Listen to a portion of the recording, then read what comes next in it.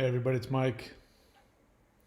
All right, so I thought today I would talk a little bit about codependence and the super empath. I was talking today on my other channel, and I was using, what is that?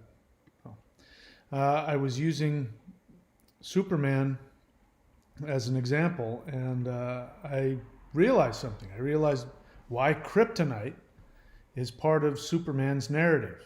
That you can't have Superman without Kryptonite. Because, what is Superman? Superman, he's not just your average superhero. I mean, he's not like Batman. Batman has flaws, Batman has vulnerabilities. Superman doesn't. I mean, he's immortal. He's bulletproof. He can fly. He's got X-ray vision. He's got laser eyeballs. Super strength. You can't.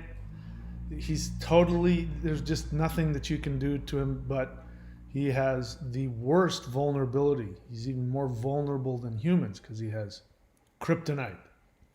So I made a video earlier today. I'm not going to talk about it on this channel, but there's the link if you want to go watch it, having to do with my take on Trump's narcissism, and he's destroying himself like a good narcissist, and he's also going through his discard. He's discarding his people, and his people are discarding him.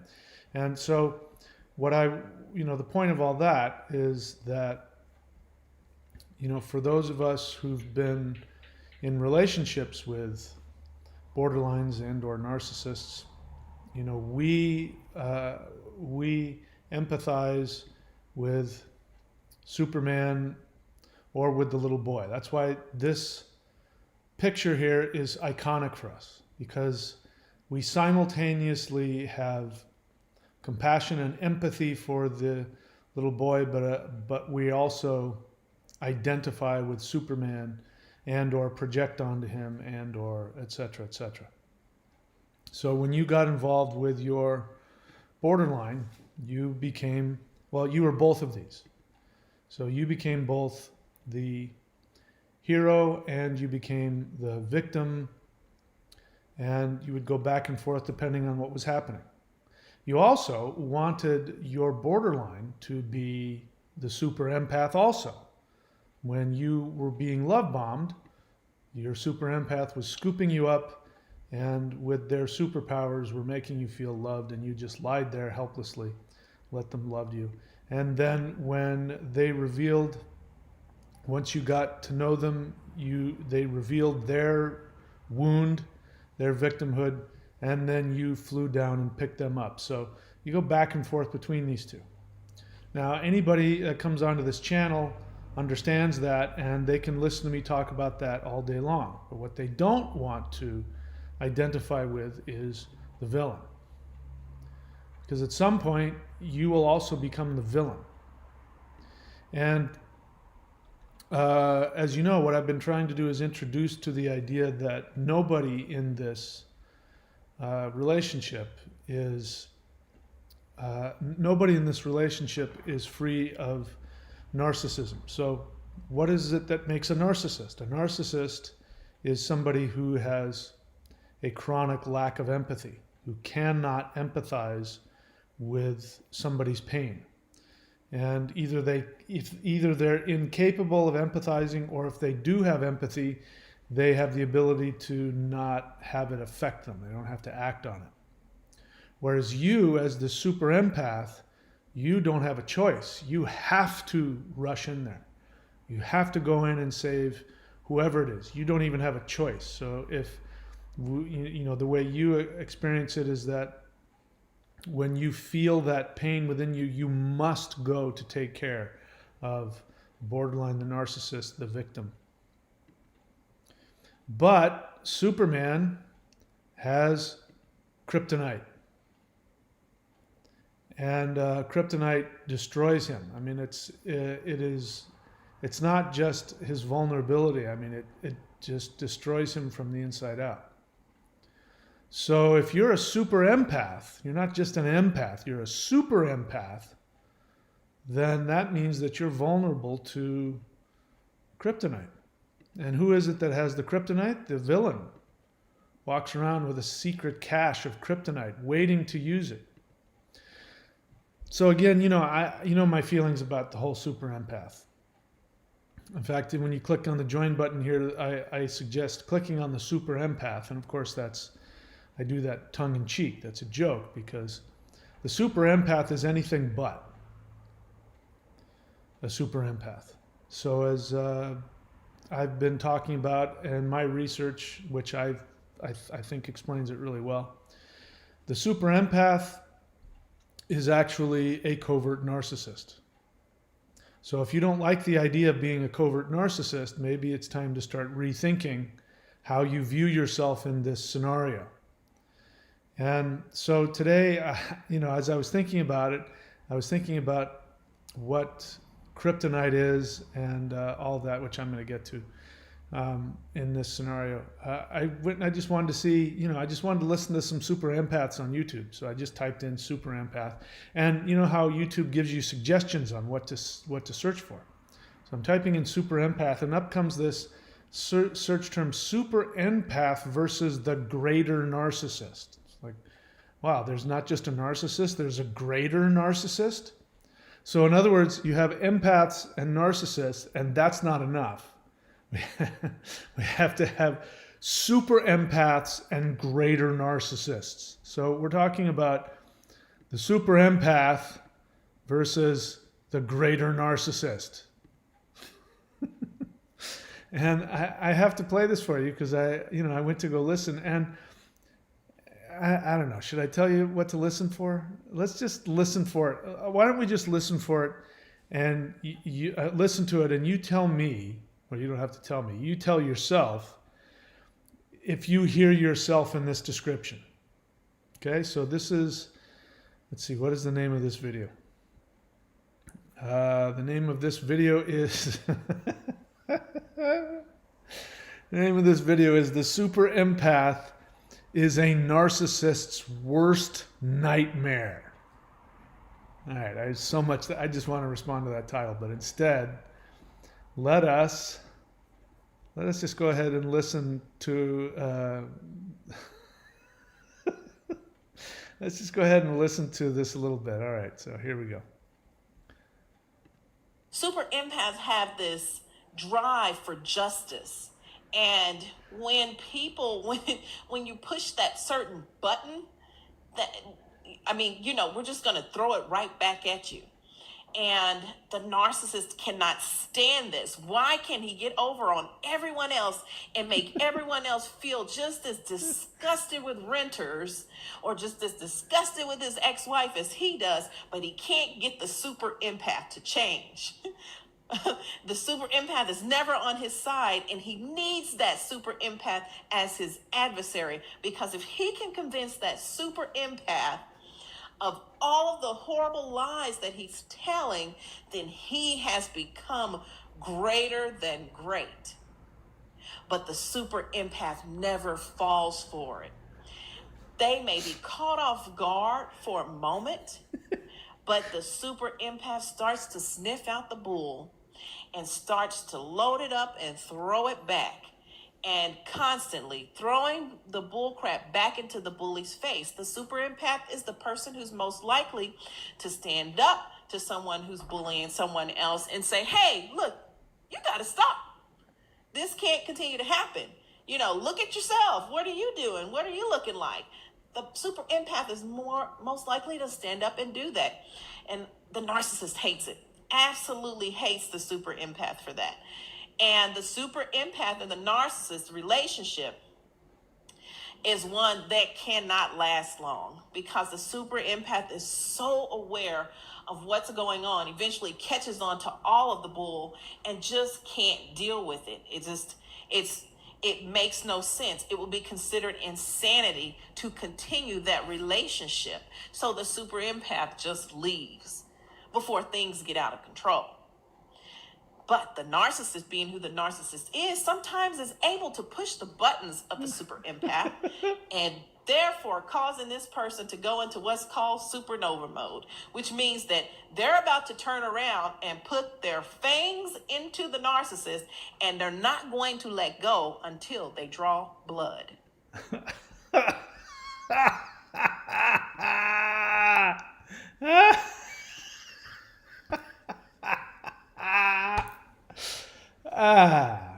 Do you find that funny? Do you find that hilarious?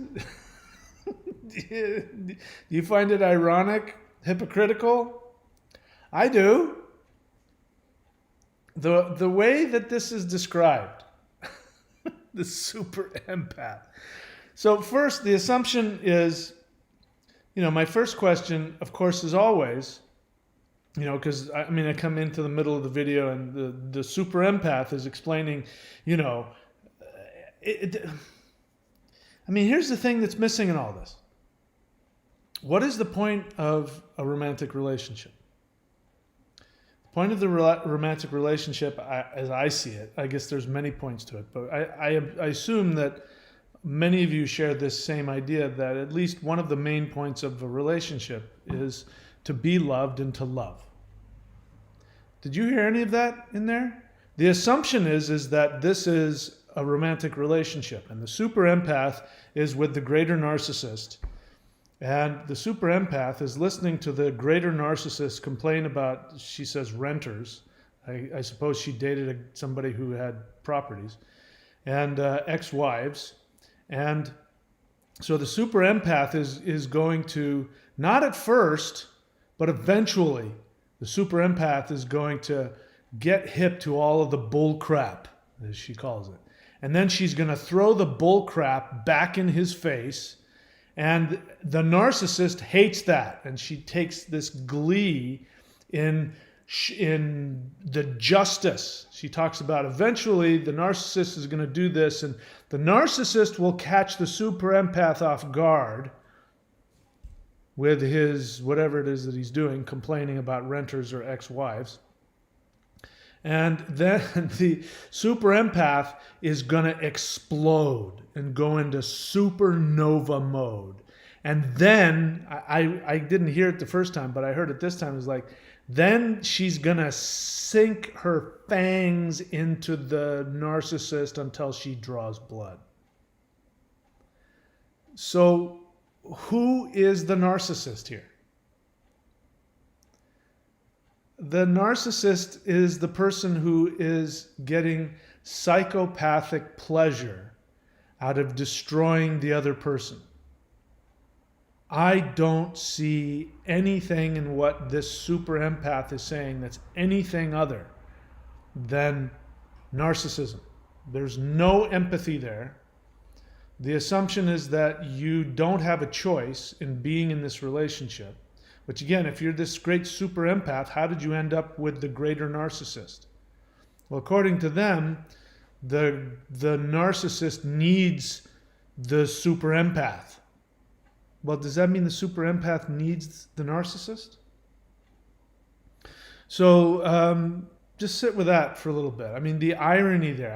I was trying not to bust up laughing because should we listen to it again? It was very funny to me. So let's listen to it again. Let's see if I can go back to where she starts to explain. Let's see if I can find it. As you claimed your ex-wife was a very disgusting person, and you lived there as well, so I would consider you a disgusting person as well.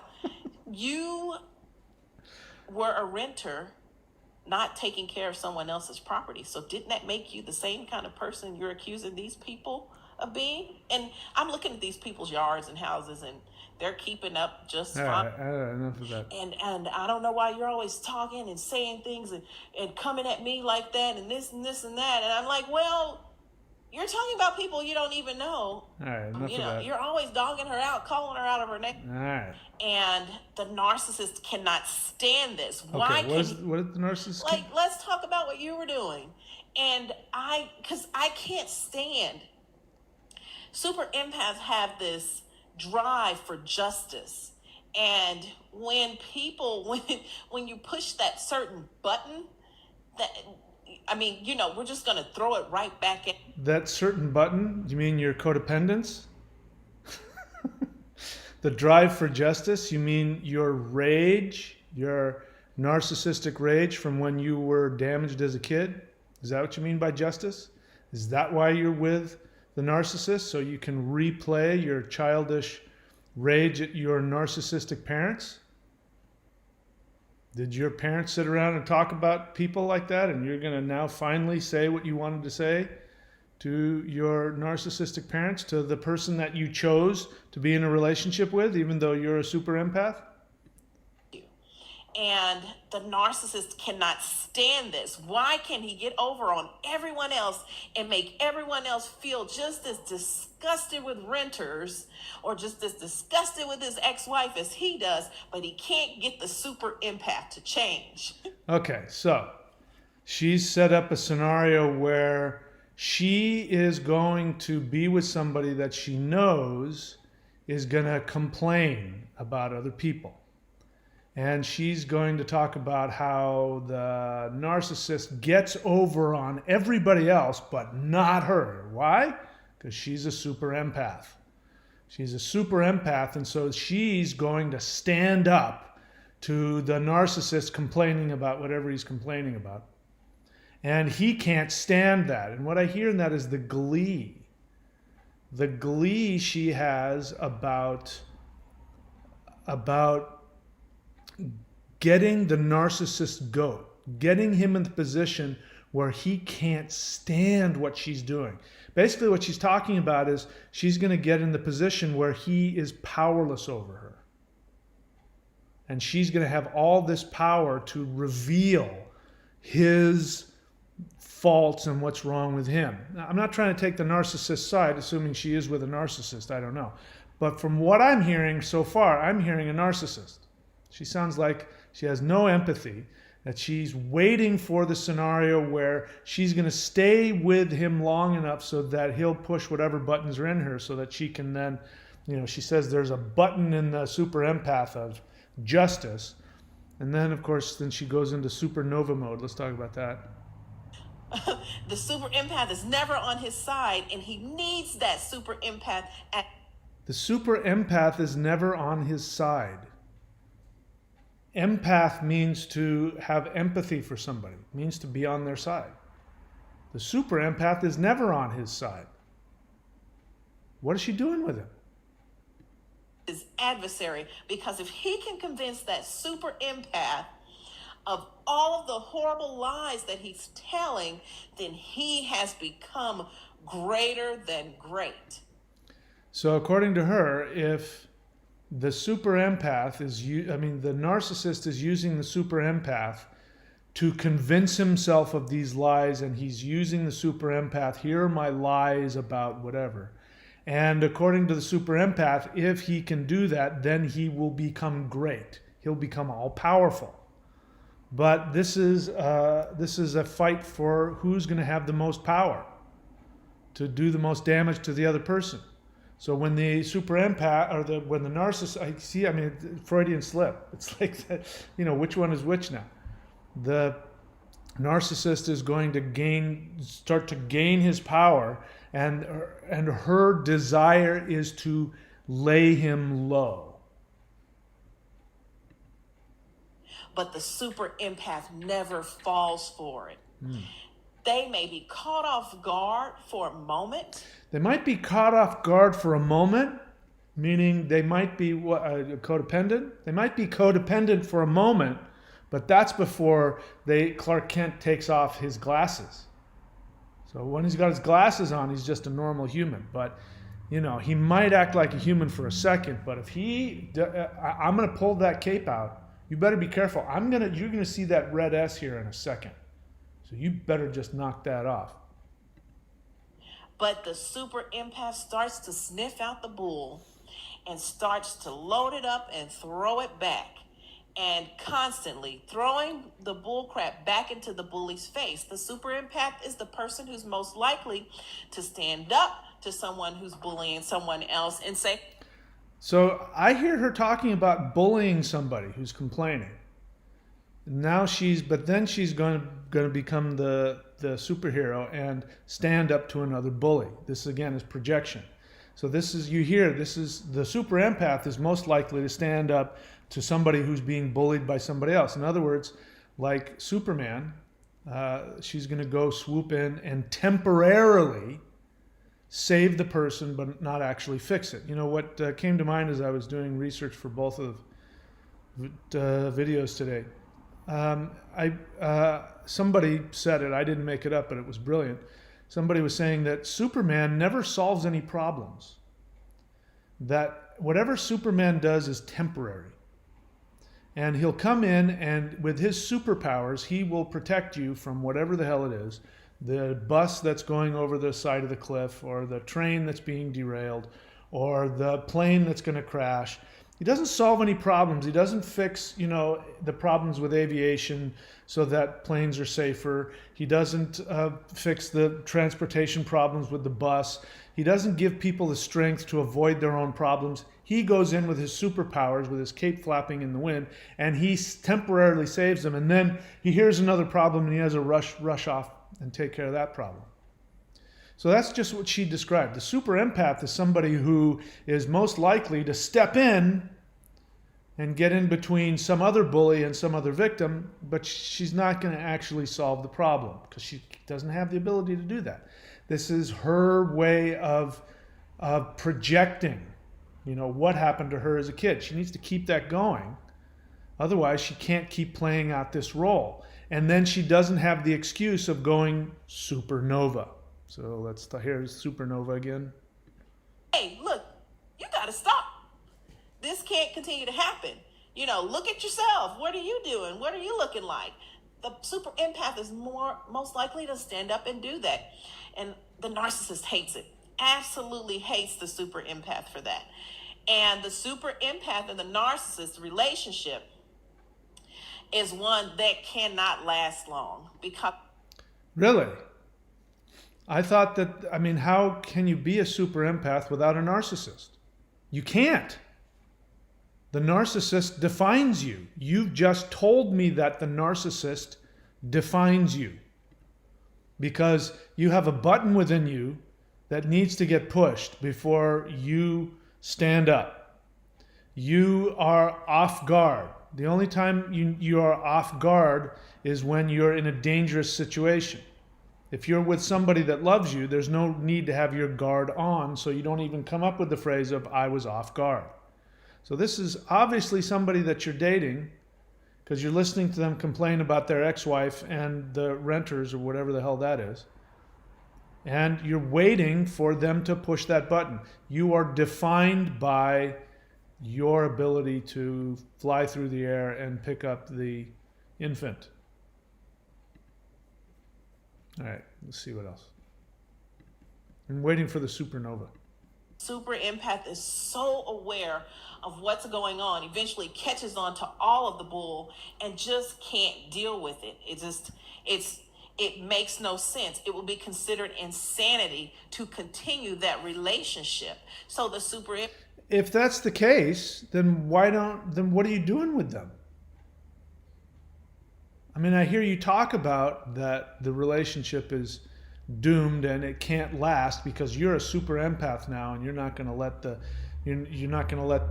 narcissist get away with anything. I mean, all this time I've heard you repeat about how you're going to throw the bull crap back, but then you're going to get off guard and then throw the bull crap back, which means that you're still there. You haven't left yet. So what are you talking about? It can't last long. I mean, you've been going through all of this stuff. You know everything about the ex-wife and the renters. You're still in it. So what do you mean it can't last? It sounds like it's lasting quite well. You guys are defining each other quite well. Just leaves before things get out of control. But the narcissist, being who the narcissist is, sometimes is able to push the buttons of the super empath and therefore causing this person to go into what's called supernova mode, which means that they're about to turn around and put their fangs into the narcissist, and they're not going to let go until they draw blood. I'm so surprised by that part. The other stuff doesn't surprise me. I understand wanting to stand up to the abuser. I understand that. but to take pride in being what you're calling this super empath. And when you go supernova, which I guess is a good thing, that's like when you really hit the height of your superpowers, you're going to find the vulnerabilities of somebody and stick your, as what she says, stick your fangs in and not let go until you draw blood. That, I mean, how could you say that and not see the irony and the hypocrisy and all that? So before we go any further, let's continue now. I had, I saw, I saw that. I mean, anyway, I had to share that with you. I found that really quite enjoyable. All right, before we, let's continue now and talk about Kryptonite. So, Superman is completely infallible. He can save anything. He has super hearing. He's super fast. He can catch a bullet. Nothing destroys him. And, so he's Superman.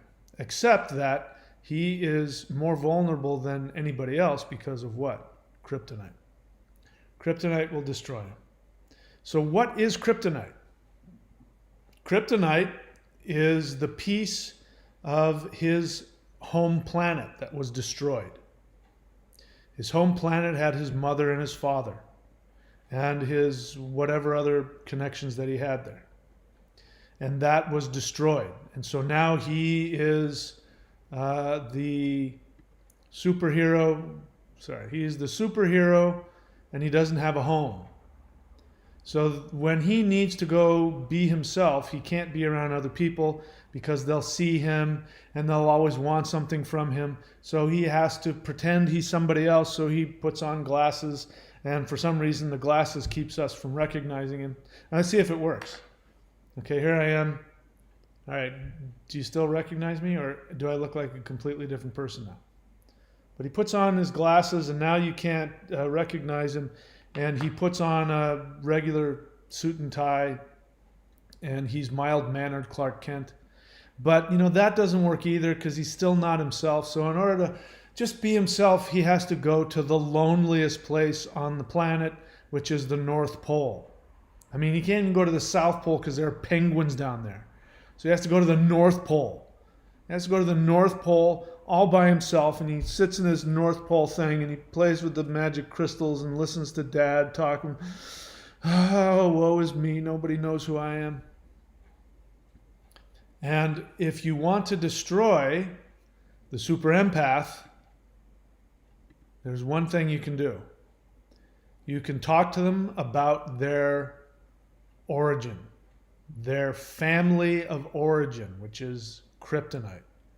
So the super empath goes from being able to fly anywhere at any given moment to save, as she said, get in between. The super empath is the type of person that'll stand up to the bully that's bullying some innocent victim, and I can throw the bullcrap back at you, and I know more about you than you know about yourself, and I'm going to go supernova, and I'm going to stick my fangs in you until you bleed, until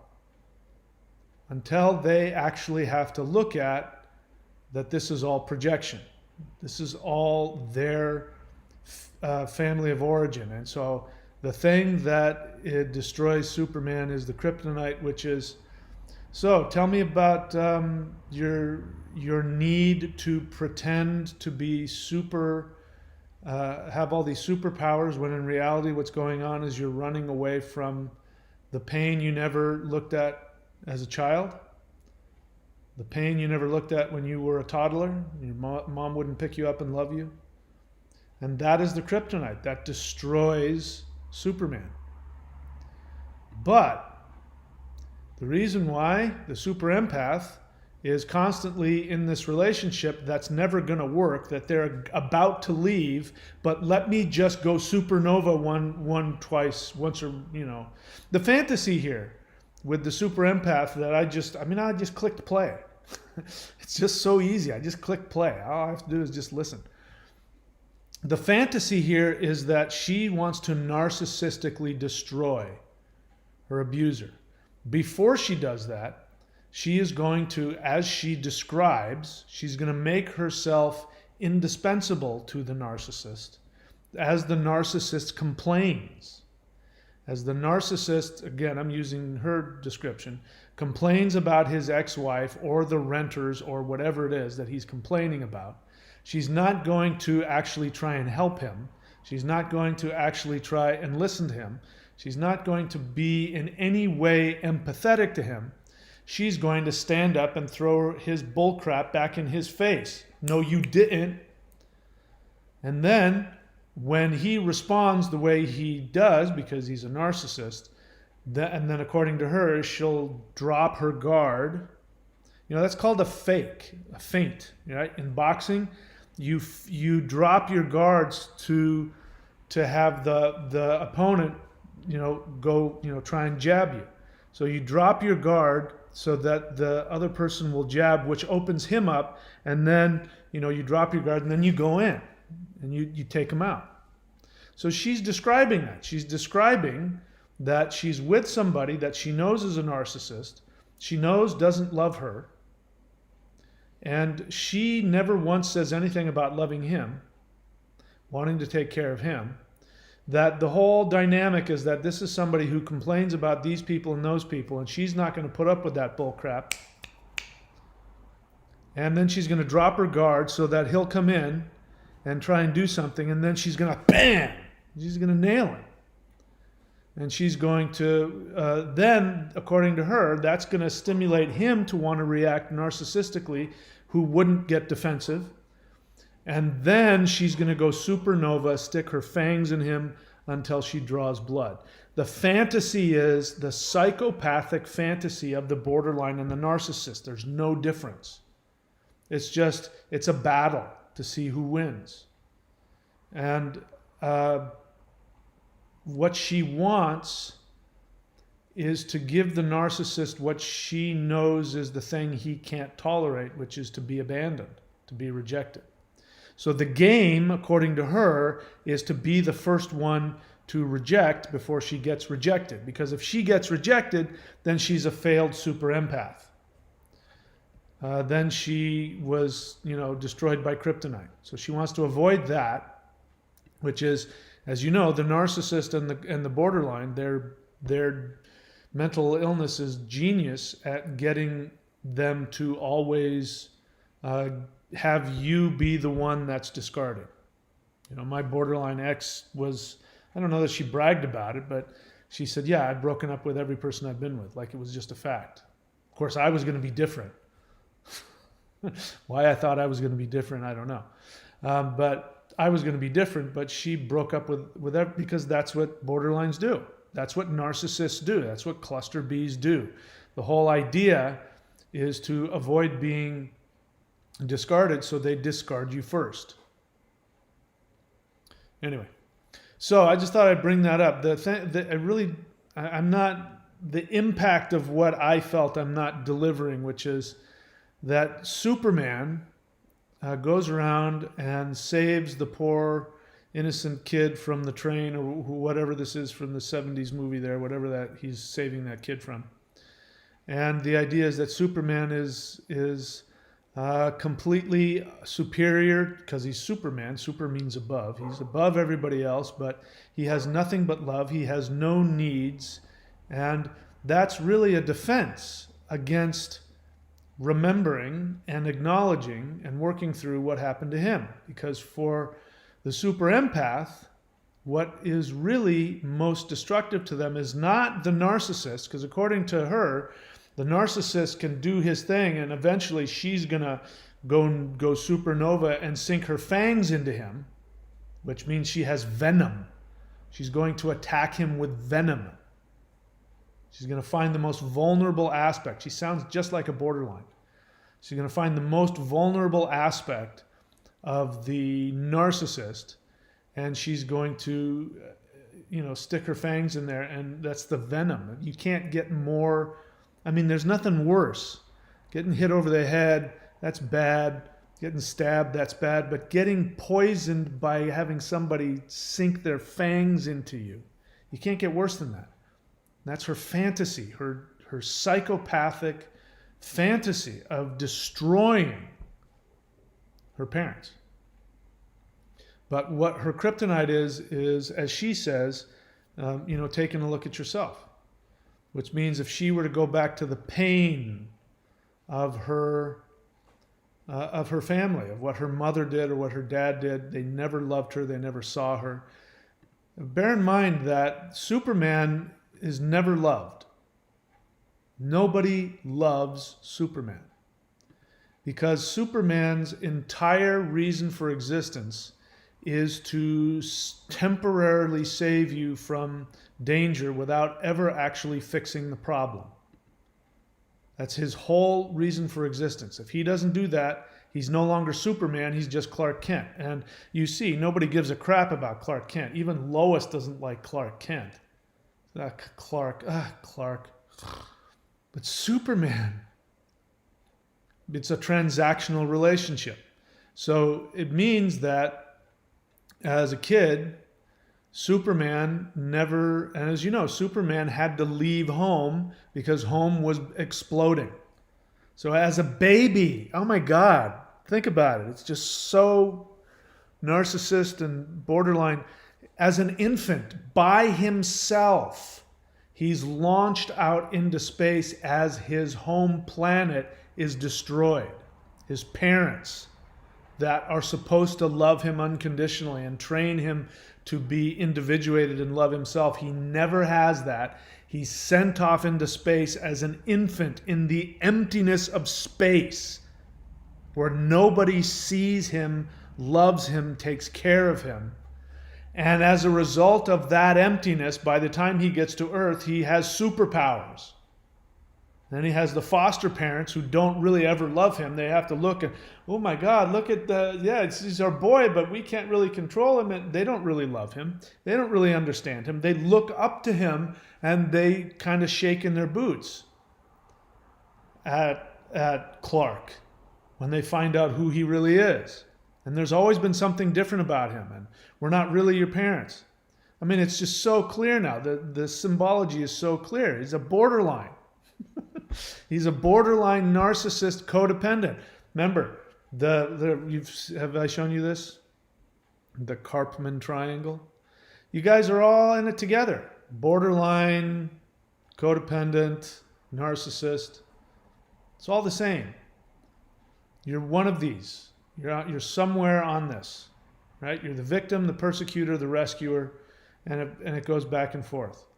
And here we have Clark Kent, or Kal-El, his parents who truly loved him, but they don't have time to love him. He's an infant, so he never gets the love he's supposed to get. He's launched out into space. He's the blameless victim. He didn't have anything to do with his home world getting blown up and him not having parents, right? Then he goes and he becomes the rescuer. He becomes Superman. So he goes and he grows up, again, with these humans that don't really know anything about him. And he knows he doesn't belong there, and they kind of know that too. And they pretend that we know each other, but they really don't. And then he starts gaining his superpowers as he gets older. This is exactly what happens. Isn't this exactly what happens with the codependent? Codependent goes through the hell, the trauma of being discarded by their parents, abandoned, neglected, abused by their parents, which is the blowing up of your home world, blowing up, sending you off into space, all by yourself, not being loved, not being seen. And then like with Superman, when you get older, you start to find out you have all of these superpowers, which is, again, as you become an adult, you start to learn how to compensate for your incredible black hole. Krypton is exploding inside of your unconscious all the time. And to overcome that, you have superpowers. So you go and you save everybody. You don't expect anything. No, ma'am, it's just my honor to help you. I'm just doing my duty. No need to thank me. You're the real hero. Off into the Everybody claps, but nobody really loves you because they love you for what you do, not for who you are. Nobody knows who you really are. So then comes the persecutor, which is Lex Luthor, comes into the scene, and him with his bald head, he persecutes both the rescuer and the victim. First, he goes after the victim, Lois Lane, and then Superman goes flying in there to save Lois Lane. In this case, it's not a little boy; it's Lois Lane. But Lois Lane is being persecuted by the villain, which represents the parents. Even if it's just the parent, when you're with a borderline, the triangle is this. You're either the victim or the rescuer. And depending on whether the borderline is love bombing you, if they're love bombing you, they're the rescuer. If they're not love bombing you, they're the persecutor. But even when the borderline is love bombing you, the persecutor is still there in their brain, in their head. They still have the parent that they're trying not to let the internal parent know that they're cheating on them with you. Because the persecutor, shh, if they found out I was with you, if mom finds out you're here, I'll be in a lot of trouble. So while they're doing that, they are projecting their need to be rescued onto you by love bombing you. And then when their persecutor comes out and persecutes both you, it's just like when you're heavy petting with your girlfriend who's not supposed to be seeing you because you're on the other side of town, and the dad comes in and catches you in bed with your hands down her shorts. Then you have to jump out the window to avoid the persecutor, but then the persecutor is going to go after her, and you see what I mean?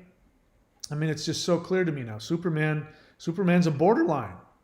Superman has no identity. He doesn't even know who he is, and he's only there to love bomb the world. He's love bombing the world. If you remember your first love bomb experienced by your borderline, mine, when mine love bombed me, I was like, something's not right with this equation, in a good way. They have no flaws. They are perfect. She loves me, and she's so sweet and so loving and so vulnerable and so perfect. And my God, she's amazing. She was being the rescuer. She was love bombing me. She was Superman. And then the Kryptonite comes in. So the Kryptonite is when she's love bombing you and you're the best, and you're the best person, you're their favorite person, and you are full of happiness and love and gratitude. And then you look at your watch or whatever it is, and then the Kryptonite comes in, which is the fear that I'm going to be seen for who I am, I'm going to be loved for who I am, and they're going to reject me. This is Kryptonite. They can't tolerate it, so they have to nuke and destroy the relationship. So then they become the villain. Got it? That make sense? Makes perfect sense to me. I just noticed that today. So hopefully you see what I'm trying to convey here. But it's all the same thing. Let's see. Do we have any questions? Thank you. Bradford Kelly gives me a nice compliment. All right, let's see. So Bradford Kelly asks, I guess these are rhetorical questions, but I'll see if I can tackle them anyway. Such drama and hyperbole, what's their end game? The end game is to avoid this, which is to feel. So, in my other channel, I talk about enlightenment, and people talk about enlightenment. They talk about it in very codependent ways, that the enlightened person becomes Superman, where they have no problems, they're full of bliss all the time, they never have any pain, they never have any issues. And I say, enlightenment is this. This is the best you're going to get. Enlightenment is having all of your thoughts and feelings. So the kryptonite is destroying you. You have all of your thoughts, all of your feelings, all of your impulses, all of your desires, all of your reactions, positive, negative, neutral. You have all of them, and you don't act on them. So this kryptonite thing, by the way, have you ever seen kryptonite actually kill Superman? I mean, it happens almost never. I mean, if it's happened, it's been very rare. It never really kills him. And so the end game is to avoid this at all costs. Avoid facing and feeling the pain. That's the end game. So the drama of the villain chasing after the little boy on the train, all of that drama that keeps going back and forth between this and this and this and this, that drama is to avoid this, but you never can. At some point, the kryptonite gets in there, and you have to feel it. But the solution is to have all those feelings and not have to act on them. So we know this because if the borderline had the ability to go through their splitting and not destroy the relationship, we would still be there. They could be splitting and falling apart and, green kryptonite blood coming out of their nose, and we'd be okay with that. I mean, we'd feel bad for them, but if they didn't act out on destroying the relationship, we wouldn't go anywhere. We would wait until they felt better, and then we would go back in and we would scoop them up and love them and all that. So we can see in the borderline that if they could just tolerate their feelings without taking destructive action, that everything would be okay. I mean, we'd have ups and downs, but we'd get through it. So enlightenment is having the ability to have the kryptonite destroy you without having to act on it. And allowing, again, the borderline's a great example, allowing yourself to be loved. Instead of like Superman does, and he flies to his crystal palace at the North Pole, and of course it's at the North Pole because no humans can get there, and they can't tolerate it because it's too cold, so only Superman can go and be there by himself, and he does that. This is the borderline, when the borderline ghosts you, and they to avoid being seen, because if they're seen and loved, this is what will happen to them. It'll destroy them. Let's see. To force the narcissist to love them. No. The reason why the super empath is with the narcissist is because the narcissist can't love them. Because if the narcissist started to love them, they would come apart at the seams. All right, let's see what else. I think we're talking about super empaths. Elon Nua says, I always found them to be full of charlatans who didn't want to do the work to overcome their codependency. I agree. They take the easy way out to make themselves feel special instead. So I'm not just here to point fingers at them, because I am one. I'm a codependent. So we're all in the same boat. There's the narcissist. We know what the narcissist is. The narcissist was neglected, abandoned, abused, shamed as an infant, sometimes really crazy abused to such a degree where the only way they survive is they put up the firewall of I'm perfect, I have no problems, I'm superior to you, you don't exist, you're here just for me.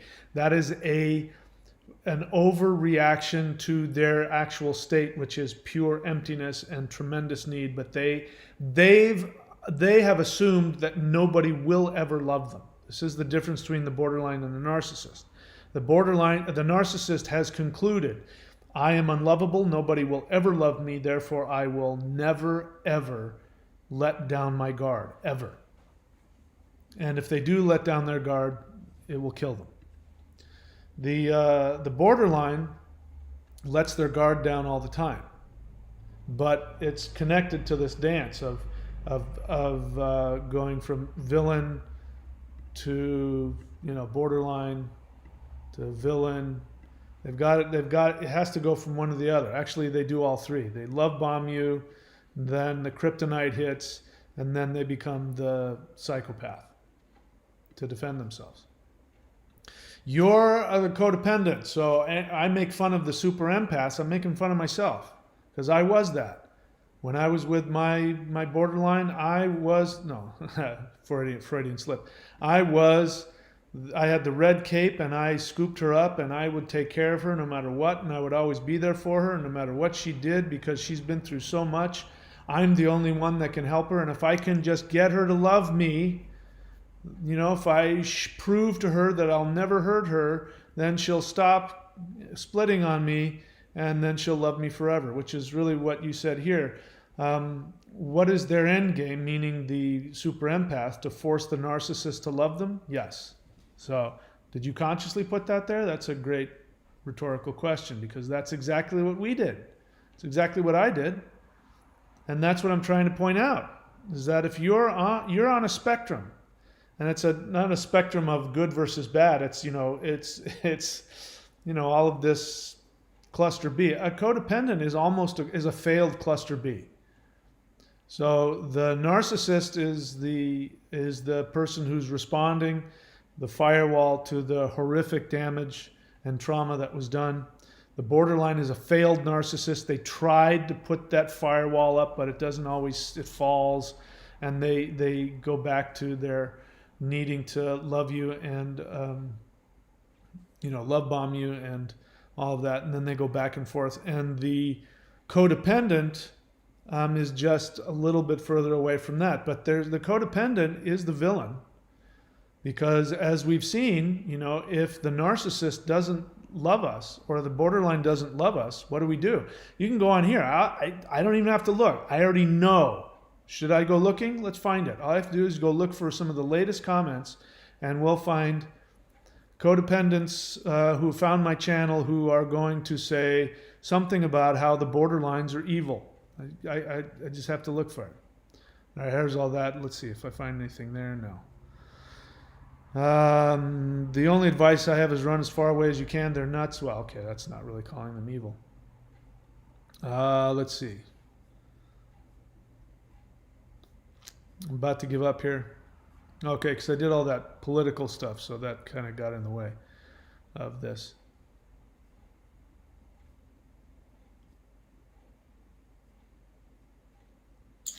All right, never mind. But I could find it. I just don't want to spend the time to waste your time doing that.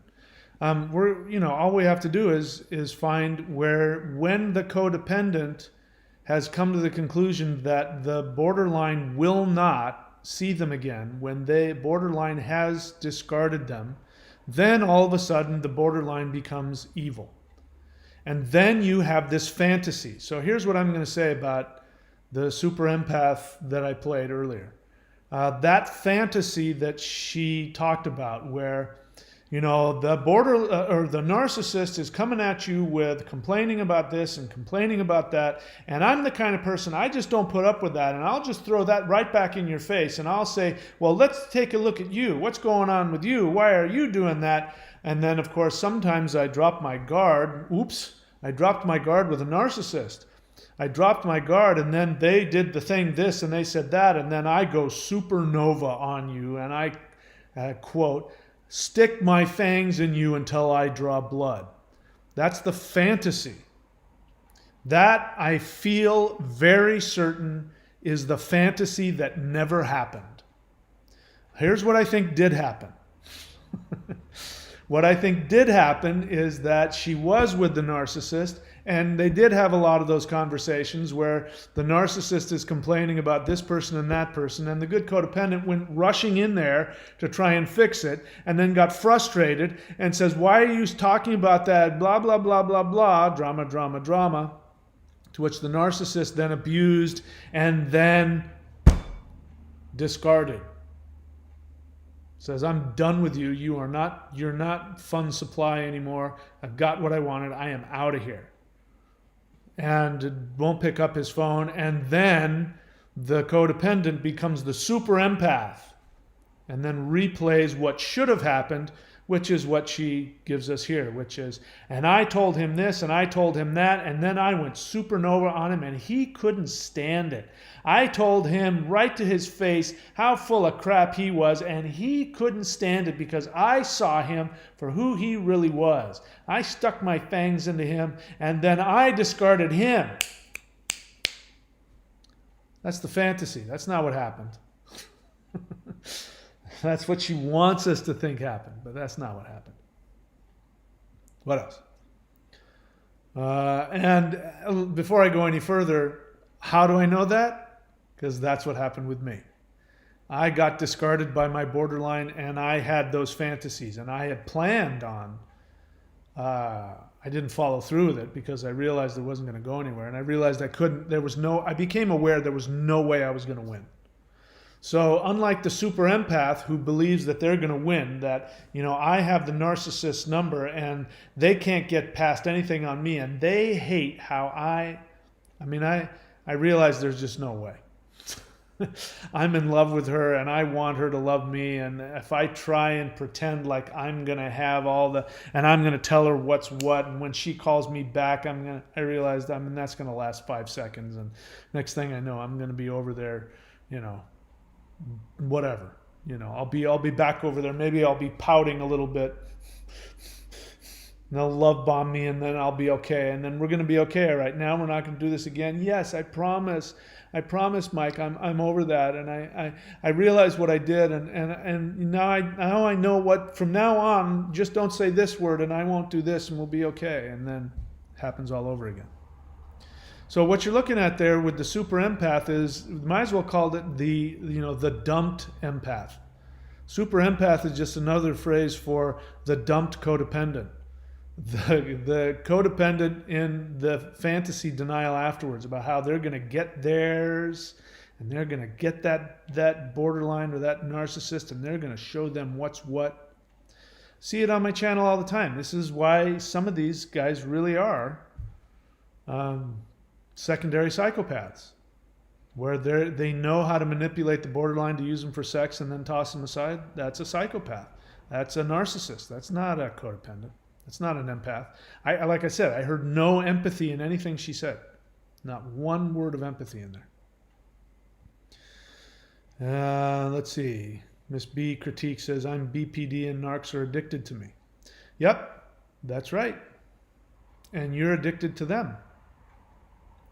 And you know what I'm going to say, right? You've been on my channel a while, Miss BPD. They're addicted to you because you want to be abused. You want to be loved, and because the narcissist is unavailable, that really turns you on. You chase after them and you love bomb them because you know they won't love you back. On an unconscious level, you know that. So they're irresistible to you. However, you will turn into the super empath. Because at some point, you will destroy the narcissist. At some point, you will continue to stay for the abuse and continue the love bombing and make yourself that they can't live without you. And then when you get them to start to open up their firewall, you're going to go in and destroy them. Just like she says, this fantasy of the super empath is what borderlines can do. True codependents cannot do that. They will never be able to follow through. Their fantasy is to do that. The fantasy of the codependent the fantasy of all of these people is the same thing. Borderlines, codependents, narcissists, the fantasy is I'm going to go back in time and I'm going to prove to my parents that I'm lovable, and then I'm going to destroy them. I'm going to do to them what they did to me. But they do that with people in their lives. And again, it's unconscious. You don't consciously do it, but that's your unconscious motivation. And everybody has it. The codependent wants to do that, but can't, because they can't get out of this savior mode. Once they get in that savior mode, they can't get out of it. And they will continue, like Superman. He can stand there and you can shoot him with a gun and with a cannon and with a missile and a nuclear bomb, and it doesn't affect him. That's the codependent will take whatever abuse you give to them, and they'll just keep loving you because eventually you'll love them back. And it would be interesting to see what happens. I mean, maybe they turn into a psychopath if they got loved back. And the borderline does that well. The borderline is also codependent. With a narcissist, the borderline goes into full super empath mode and eventually will destroy the narcissist. But for everybody, whether you're narcissist or super empath or borderline or codependent, the kryptonite is actually feeling the pain of your home life, what really happened. And the pain really, what this represents is it feels like it'll kill you, but it won't, which is to individuate, where you don't have to go save anybody else temporarily. You don't have to get the narcissist back. You don't have to get revenge. And you learn how to be your own person and let people love you, and you learn to love them. But before you get to that point, you are going to have to go through this, which is why I say the 3 things you got to do. Therapy, coda.org, Codependence Anonymous, CODADA.org, and then daily meditation. Those are the 3 things. And when you do that, I'm sorry to tell you, I wish it were different, but if you do those 3 things, you will have to eat the kryptonite. You're going to have to go back to your planet of origin that was destroyed because of lack of love and lack of intimacy and lack of any kind of acknowledgement of your existence. You're going to have to go back and feel that, and then you're going to have to build yourself back up from 0. How the borderline does that, I don't know, because that's out of my experience, but that's what therapy should be for the borderline. Yes, and then she says, but I destroy them in the end, and she laughs. And yes, that's right. That's what happens. And she loves it. Thank you, Miss B Critiques, for reminding me why I should never date a borderline. Because that's what's going to happen. They're going to destroy me, and they're going to love it. So thank you for reminding us. I don't, as you know, I don't judge you for that. That's just the nature of the mental illness. And of course, therapy, the idea is that you get over that. Okay. She says, I only get triggered when I'm in relationships, so I'm staying away now. Right. That's the idea, I guess, is to stay out of relationships long enough to get therapy so that you learn how to tolerate the kryptonite without having to act on it. Okay, let's see what else. Anything else? I don't see anything else here that I need to respond to. Kevin C., in regards to the end game they are looking for, I'd say it's almost like desperating, trying to find closure and being right and winning. You mean the super empath? Yeah. I mean, again, that's the fantasy. Now that I'm thinking about it, everything that we heard from that woman, she's either, if she is a super empath, she's either a secondary narcissist where she, you know, because what is a secondary narcissist, right? There's primary and secondary. So the primary narcissist is the villain, okay? That's the narcissist, the evil genius that has the firewall that never comes down, that, you know, the Nexium cult leader. These are the people, right, that just use and abuse and throw you away and torture you and harm you and all of that. So that's the primary narcissist, and they're hiding their secondary, you know, borderline that always stays hidden, I guess. And then you have the secondary narcissist. So the secondary narcissist is the super empath. And it's so interesting again. I mean, this is actually more of like the codependent. The codependent actually does want to help. The codependent actually does help.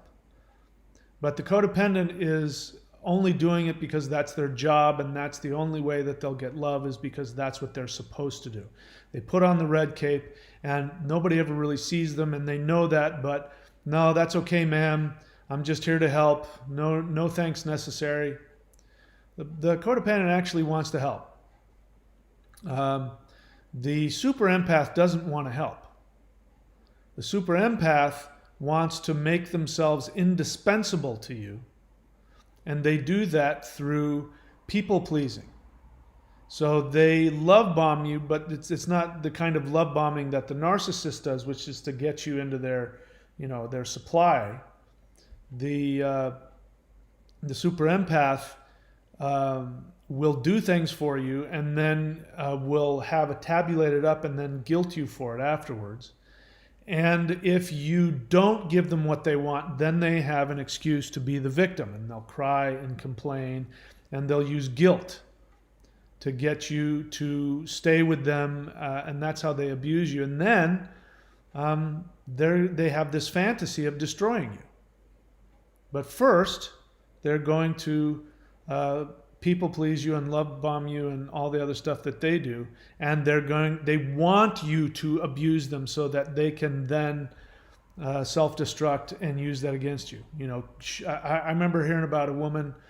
This was a long time ago. But we used to make fun of it. We joke around. But this woman, some guy broke up with her, because she was a secondary narcissist psychopath. She was a professional victim. And she victimized herself back and forth and threatened to kill herself. And the guy's like, you know what, I can't do this anymore. So he broke up with her. So you know what she did? She went over to his house, knocked on his door. And when he opened the door, she shot herself in the chest. She didn't die, because she could have killed herself, but no, she shot herself in the chest so that he had to then take care of her and call the ambulance. And, it was just such secondary narcissism. They're going to use their victimhood to inflict as much pain as possible. By the way, this is suicide. This is a suicide note. Who is the woman who made the really famous woman who made those handbags that look so ridiculous? I've never understood why women walked around with those weird looking ugly handbags, and they were so popular and they were so expensive, and I was like, that looks so stupid to me. I'm a guy, what the hell do I know? She ended up killing herself, and she left a suicide note for her daughter, think about that, to tell her ex-husband. Tell dad this is his fault. Something like that. She just destroyed everybody. She destroyed her kid, and that was the ultimate narcissistic discard. Can't take that back. You can't get any worse than that. And I'm the biggest victim that ever existed. Speaking of which, we have to watch and see what happens with Donald Trump. See what kind of craziness he does. See what else. Anything else I want to comment on? What else? Chris S. says the BPD person is amazing for a few months, romantic, erotic, sex with passion, say beautiful words, but the truth is very different. All right, yeah. Yeah, they split on you. It was all an illusion, Chris. Okay, you guys are talking to each other. I discard here's a thing. The borderline is going to tell us what's really going on, right? Those of you who think the borderline, if you just love them, if you just stay with them and love them, they'll turn around and love you back. She says, I discard the narc time and time again. And guess what? They keep coming back. Yep. Borderline will make mincemeat of the narcissist. All right, what else?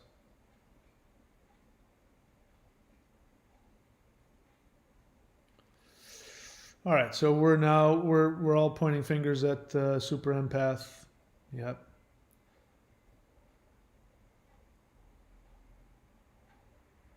Okay, what else?